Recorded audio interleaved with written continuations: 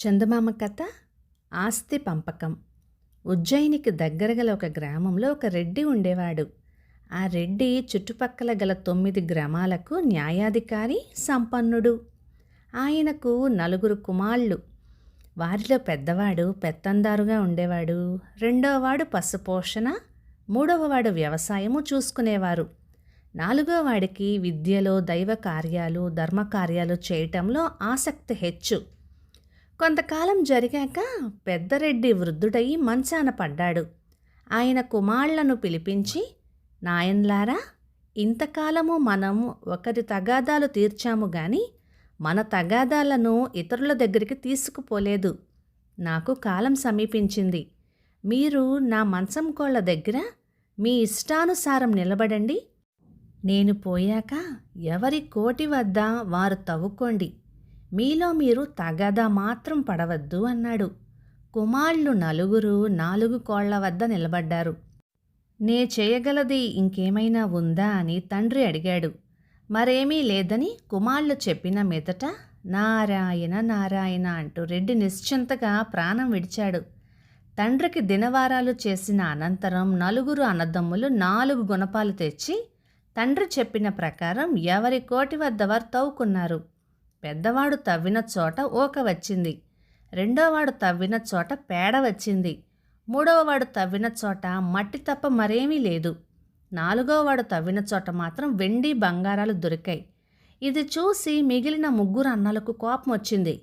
చూశారా, ఆఖరు వాడన్న అభిమానం కొద్దీ ఎందుకు పనికిరాని తమ్ముడికి వెండి బంగారాలిచ్చి మనకి ఓక పేడ మట్టి చూపించాడు మన తండ్రి అనుకున్నారు పెద్దవాళ్ళు.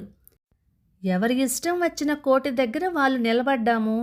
మీరంతా నిలబడిన తర్వాత మిగిలిన కోటి దగ్గరే కదా నేను నిలబడ్డాను. ఇందులో నా తప్పేమీ లేదు. నా అదృష్టం ఇలా ఉంది, మీ అదృష్టం అలా ఉంది. దానికి ఎవరేం చేస్తారు అని అన్నాడు ఆఖరివాడు. అదంతా కుదరదు.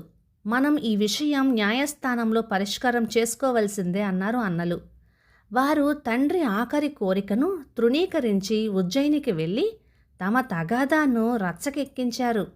న్యాయాధికారి వారు చెప్పిందంతా విని, మీ తండ్రికి గల ఆస్తి ఏమిటి, వివరంగా చెప్పండి అని అడిగాడు. మా తండ్రి గారికి పొలాలు, పశువులు, ధాన్యపు వ్యాపారము, వెండి బంగారాలు ఉన్నాయి అని రెడ్డి కొడుకులు బదులు చెప్పారు. వాటినే మీ తండ్రి మీకు పంచాడు. ధాన్యపు వ్యవహారం పెద్దవాడిది, పశు సంపద రెండవవాడిది, పొలాలు మూడోవాడివి, వెండి బంగారాలు 4వవాడివి. వాటిని పంచుకొని సుఖంగా ఉండండి అని తీర్పు చెప్పాడు న్యాయాధికారి. ఆ తీర్పు 3 అన్నలకు ఎంతో ఆశ్చర్యాన్ని ఆనందాన్ని కలిగించింది. తమ తండ్రి ఆఖరి వాడి మీద ప్రత్యేకంగా చూపిన అభిమానం ఏమీ లేదని తెలుసుకుని 4 తమ గ్రామానికి వెళ్ళి ఐకమత్యంగా జీవించారు. కథ సమాప్తం. ఇక ఈ కథ 1955 ఏప్రిల్ నెల చందమామలో వచ్చింది. రచయిత ఎం వీరరాఘవయ్య గారు. మరొక చిన్న కథ, సాహస బాలిక. చాలా కాలం క్రిందట ఒకానొక దేశంలో ఒక పురోహితుడు ఉండేవాడు.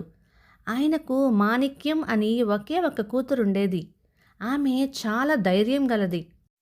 ఒకనాడు పురోహితుడు అతని భార్య సంపాదన కోసం వెళ్ళి పొద్దూకిన తర్వాత కూడా రాలేదు. సూర్యాస్తమయం అయిన కొంతసేపటికి మాణిక్యం స్నానం చేద్దామని స్నానాల గదిలోకి వెళ్ళి అక్కడ నీళ్ల కాగు వెనకాల ఎవరో దొంగ ఉన్నట్లుగా పసికట్టింది. ఆమె స్నానం మానేసి ఇంట్లోకి వెళ్ళి తలుపులు వేసుకుంది.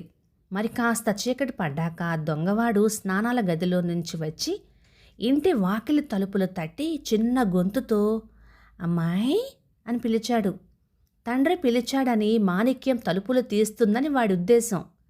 తలుపు సందుల్లో నుంచి దొంగను చూసిన మాణిక్యం, తలుపు గడియ బిగుసుకున్నది నాన్న, ఆ పక్కన ఆ కిటికీలో నుంచి దూరి వచ్చి గడియ తీయి అని అనింది. తన యుక్తి పారినందుకు సంతోషించి దొంగవాడు పక్క కిటికీ దగ్గరికి వచ్చేలోపుగా మాణిక్యం కిటికీ దగ్గర గండ్రగొడ్డలితో నిలబడి వాడు కిటికీలో నుంచి తల దోర్చగానే ఒక్క పెట్టు పెట్టింది. తర్వాత మాణిక్యం దొంగవాడి మొండాన్ని తునకలుగా నరికి తలను అవయవాలను వేరు గోతాలలో పెట్టి మూతులు కట్టింది. ఆ తర్వాత దీపం ఆర్పేసి కూర్చుంది.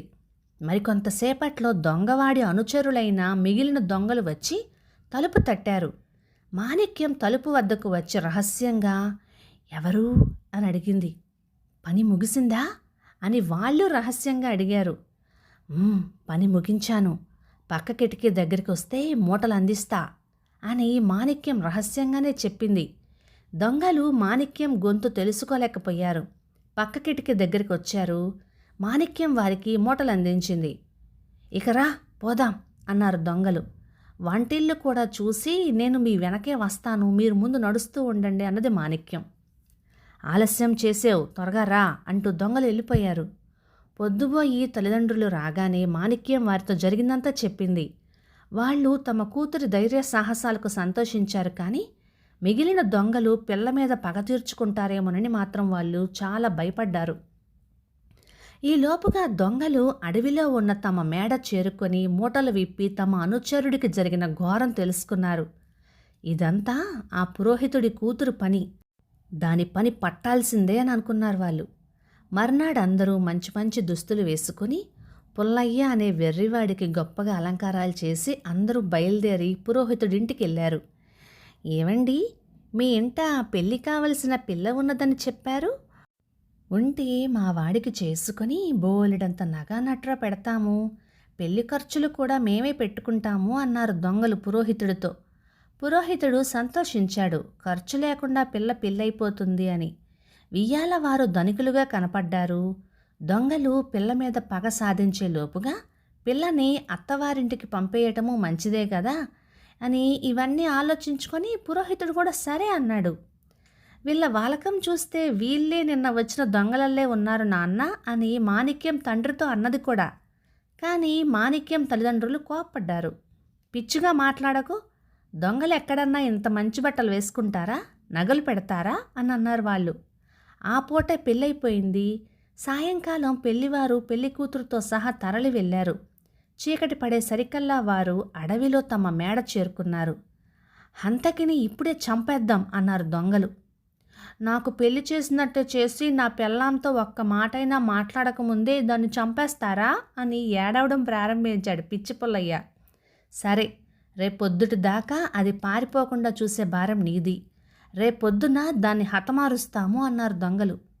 దొంగలు కింది అంతస్తులో పడుకున్నారు. మాణిక్యాన్ని పైకి పంపారు. పుల్లయ్య సంతోషపడుతూ పైకొచ్చాడు. అతడు రాగానే మాణిక్యం, అబ్బా, ఈ మేడలో ఎంత ఒక్కగా ఉందో, అసలు గాలే రావట్లేదు అనింది. అమ్మో, నువ్వు బయటికి పోవటానికి వీల్లేదు, వాళ్ళు చంపేస్తారు అని అన్నాడు పుల్లయ్య భయపడుతూ. నా మొగుడివి కదూ, ఎలాగైనా తోటలో ఒక్క పావుగంట సేపు తిరిగి రాని అని అనింది మాణిక్యం. పారిపోవటానికా, నాకు తెలుసులే అని అన్నాడు పుల్లయ్య. నీకంత అనుమానమైతే నా నడుముకి ఒక మోకు కట్టి కిటికీలో నుంచి దించు, కాసేపు గాలి మేసి తాడు గుంజుతాను, పైకి లాగేయి అనింది మాణిక్యం. ఈ ఉపాయం పిచ్చి పుల్లయ్యకి నచ్చింది. వాడు మాణిక్యం నడుముకి తాడు కట్టి కిటికీ గుండా కింది తోటలోకి దించాడు. మాణిక్యం కింద దిగుతూనే తాడు ఊడదీసుకొని దాన్ని ఒక మేక నడుముకు కట్టి పారిపోయింది. మేక గడ్డి మేస్తూ అటూ ఇటూ తిరగటంలో పిచ్చి పుల్లయ్య చేతిలో తాడు బిగుసుకుంది. వాడు దాన్ని పైకి లాగేశాడు. ఇది మే మే అంటూ మేక అరవసాగింది. ఇష్, ఊరుకో, ఏమిటా మేక అరుపులు, వాళ్ళు వింటే నిన్ను నన్ను తంతారు అని అన్నాడు పుల్లయ్య. కానీ మేక ఇంకా గట్టిగా అరవసాగింది. ఇట్లాగే పుల్లయ్య మేకను లోపలికి చేర్చి, అయ్యో, నా పెళ్ళం మేకైపోయిందే అని ఏడవసాగాడు. మేక అరుపులు, పిచ్చివాడి ఏడుపులు విని దొంగలు నిద్రలేచి పైకొచ్చి చూశారు. పిచ్చివాడిని మోసం చేసి మాణిక్యం పారిపోయిందని తెలుసుకున్నారు. ఆమెను పట్టుకోవటానికి గుర్రాల మీద అప్పటికప్పుడే బయలుదేరారు. అడవిలో కొంత దూరం వెళ్ళిన మాణిక్యం గుర్రాల చప్పుడు విని సమీపంలో ఒక చెట్టులో పెద్ద తొర్ర ఉండటం గమనించి అందులోకి దిగి దాక్కుంది. మరుక్షణంలోనే దొంగలొచ్చారు. వారికి ఎక్కడా మాణిక్యం జాడ కనపడలేదు. వారిలో ఒకడు తన కత్తితో చెట్టు తొర్రలోకి పొడిచి చూశాడు. కత్తి మొన మాణిక్యానికి భుజంలోకి దిగబడింది. కానీ ఆమె కిక్కురు మనలేదు. దొంగ కత్తి బయటికి లాగేటప్పుడు ఆమె తన చీరతో కత్తిని తుడిచేసింది. కత్తికి రక్తపు మరక లేకపోవటం చూసి దొంగ చెట్టు త్వరలో ఎవరూ లేరు అనుకున్నాడు. దొంగలను చాలా దూరం వెళ్ళనిచ్చి మాణిక్యం చెట్టు త్వరలో నుంచి దిగి రోడ్డు మీదకు చేరింది. రోడ్డు వెంట చాలాసేపు నడిచాక ఆమెకు మళ్ళీ గుర్రాల చప్పుడు వినిపించింది. ఆ సమయానే ఒక గడ్డి బండి అటుగా వచ్చింది. చిన్నాన్న, చిన్నాన్న, దొంగలు తరుముతున్నారు, నన్ను గడ్డిలో దాచవు అన్నది మాణిక్యం బండివాడితో. బండివాడు మాణిక్యాన్ని బండి వెనకాల భాగంలో గడ్డిలో దాచి ఏమీ ఎరగనట్టుగా బండి తోలసాగాడు. ఇంతలో దొంగలు రానే వచ్చారు. బండివాణ్ణి అటకాయించి, ఇటుగా ఎవరైనా పెళ్ళికూతురు వచ్చిందా అని అడిగారు. నేను చూడలేదే అన్నాడు ఆ బండివాడు అమాయకంగా. ఒక దొంగ బండి మీద గడ్డిలోకి తన కత్తితో 4-5 చోట్ల పొడి చూశాడు.